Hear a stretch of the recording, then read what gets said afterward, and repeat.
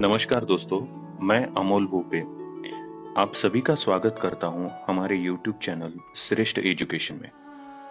आज हम बात करेंगे एक ऐसी शिक्षा पद्धति के बारे में जो विश्व की सबसे पुरातन शिक्षा पद्धति होने के साथ-साथ सबसे श्रेष्ठ शिक्षा पद्धति भी है। क्या आप जानते हैं कि ये कौन सी शिक्षा पद्धति है?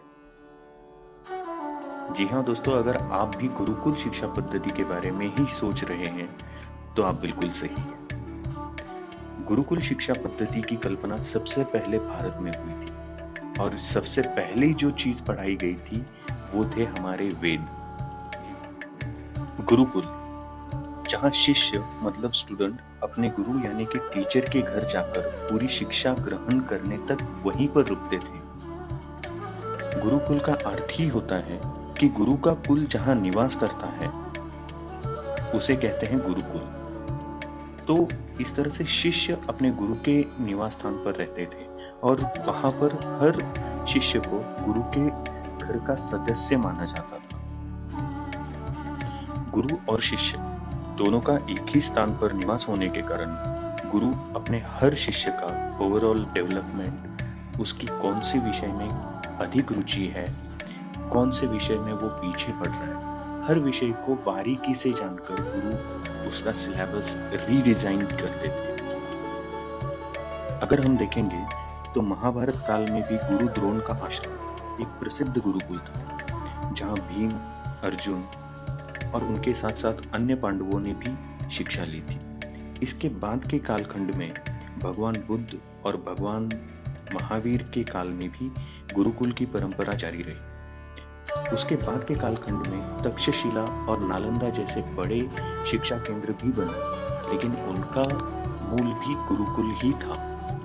प्राचीन काल में गुरुकुल में प्रवेश के समय शिष्य की आयु यानी कि उम्र कम से कम 8 साल की होती थी और लगभग 25 साल की आयु तक शिष्य गुरुकुल में रहकर शिक्षा प्राप्त करते थे। गुरुकुल शिक्षा पूर्णतः आदर, समर्पण और अनुशासन यानी कि रिस्पेक्ट, डेडिकेशन एंड डिसिप्लिन, इन 3 तत्वों पर आधारित थी।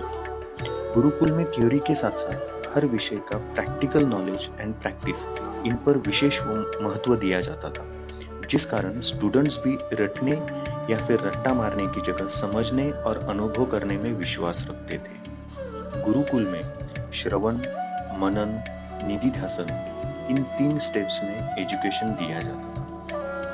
प्रैक्टिकल एजुकेशन की मदद से पाठ मौखिक यानी कि वर्बली याद किए जाते थे। साथ ही योग, ध्यान और अभ्यास के जरिए उनका असल जीवन में उन्हें अपनाने का हुनर भी सिखाया जाता था।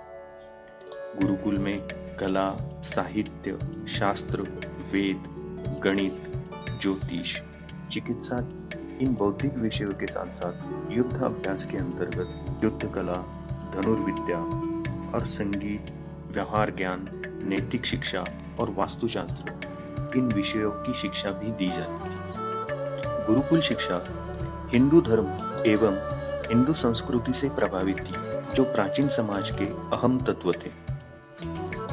गुरुकुल शिक्षा प्रणाली की कुछ खास वैशिष्ट्य थे, जैसे कि संपूर्ण विकास, व्यक्तित्व विकास, आध्यात्मिक जागृति, प्रकृति और समाज के प्रति जागरूकता, आत्मसंयम और अनुशासन, यानी कि होलिस्टिक डेवलपमेंट।